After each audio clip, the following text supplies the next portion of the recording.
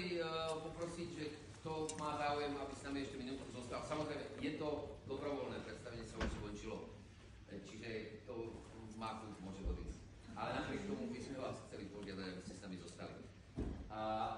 Verte, že aj naďalej sa chceme prezentovať tým, čo je nám vlastné a kde sme najviac doma so svojím umením a svojím talentom, ale v súčasnej situácii, ako už niekoľko mesiacov minulých, musíme pridať aj náš občiansky postoj.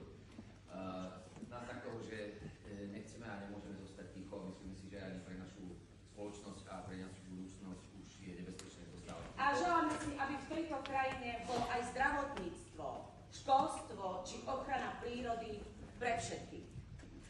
Vyslovujeme podporu všetkým pracovníkom v školstve a vede, ktorí sú v štrajkovej pohotovosti, kolegom a kolegyniam z kultúrneho sektoru, z knižníc, nezávislých a regionálnych divadiel, galérií či vydavateľstiev, ktorých ohrozuje znefunkčnený fond na podporu umenia, paralýza dosiaľ funkčných inštitúcií či absencia odborného dialógu. Aj naše mlčiace historické pamiatky sú v ohrození. Zľahčuje sa náklonnosť k fašizmu, neonacizmu či totalite komunizmu, reálneho socializmu. Situáciu v kultúre, spoločnosti vnímame ako vážnu, štát ignoruje alebo podceňuje. Sa aj naďalej prezentovať tým, čo nám je vlastné a na čo máme talent, svojim umením. Bez ideológie, bez zavádzania, bez cenzúry.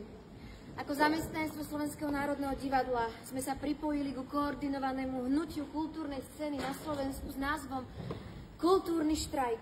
Na základe toho sme vyhlásili štrajkovú pohotovosť.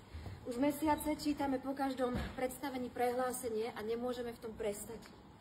Dôvody vytrvania v štrajkovej pohotovosti neustále pribúdajú a sú nasledujúce. Neodborné personálne čistky pokračujú, odborný dialog v rezorte absentuje, fungujúce inštitúcie zažívajú paralýzu alebo strach, ochrana pamiatok je v ohrození. Podpora knižníc, nezávislých a regionálnych divadiel, galérií či vydavateľstiev čelí vážnej hrozbe kvôli znefunkčnenému fondu na podporu umenia.